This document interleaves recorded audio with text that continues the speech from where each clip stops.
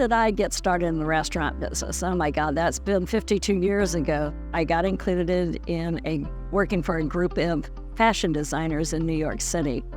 And one of them was French. And because I was in New York City, I couldn't afford to eat. So I would cook at home and bring all the leftovers into the office. And the Frenchman said to me, "Oh, you're a much better cook than you'll ever be in the fashion world." And so he sponsored me into Le Cordon Bleu.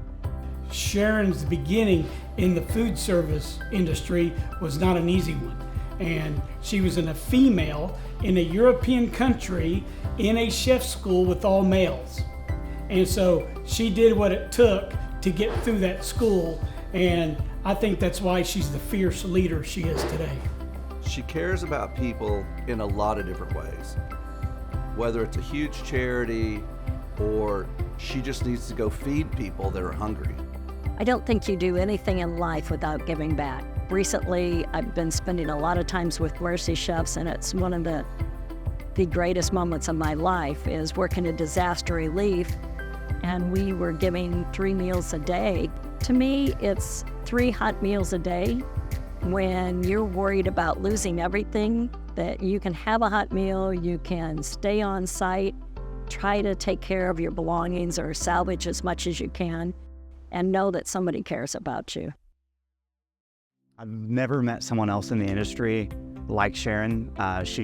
Anyone, if you say her name, they have such great respect for her, and you don't see that across the industry the way that you do with Sharon. We've spent a lot of time in the last 10 or 12 years where I actually financially invest in some up-and-coming chefs and partner with them, get their restaurants up and coming and going the way they need to be, and then just support them in every way possible. She was a guiding mentor in my early years of the association, and really kind of taught me the ropes on what it was to be a good member, provide back to our restaurant community. Sharon's amazing. Like I'm sure everyone is saying, you can call her with any question or any idea. Food programming at the Arboretum would not be what it is without her.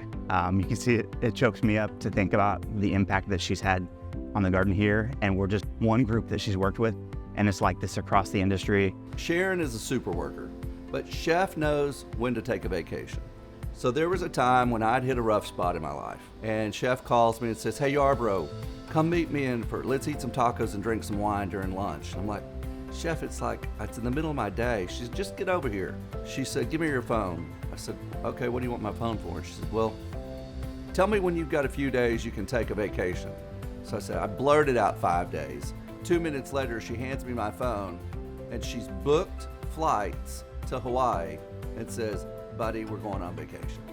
Sharon has done so much for not only Texas, but for the country. Her tenacity and her fierceness just makes things happen.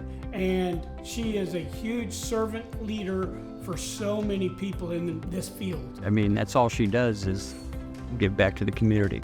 Chef Sharon was one of the first people I met when I joined the TRA, and I think what I would call her is a force of nature.